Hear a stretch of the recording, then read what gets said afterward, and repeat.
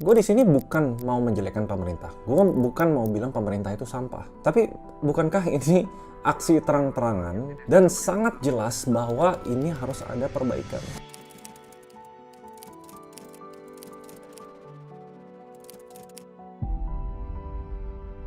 Shout out ke Ferry Irwandi di video yang ini menunjukkan bahwa kalau nggak ada belanja pemerintah yang jor-joran di tahun ini, sebenarnya ekonomi Indonesia tuh salah satu yang terburuk dari beberapa tahun belakangan ini. So pertanyaannya gini, Pak Purbaya dan Pak Prabowo di beberapa media belakangan ini bikin suara yang menurut gua sangat tidak layak sebagai representatif pemerintah. Jadi majalah The Economist yang canggih itu ternyata nggak sepinter gua. Gua bilang dasar majalah bego. Gua ngerti kalau influencer atau misalnya public figure ibarat membodoh-bodohi orang atau merendahkan orang. Ya ngerti, dan emang dia salah tapi diwajarkan. Tapi instansi pemerintah yang bilang ke reporter ya karena Anda tidak mengerti ekonomi, ya karena dia bodoh dan dia harus belajar lagi. Itu karena Anda nggak ngerti ekonomi. Ya kalau Anda ngerti kan Anda jelaskan duluan. Kalau tim di tempat Anda kuat, ternyata nggak kuat-kuat amat jadi.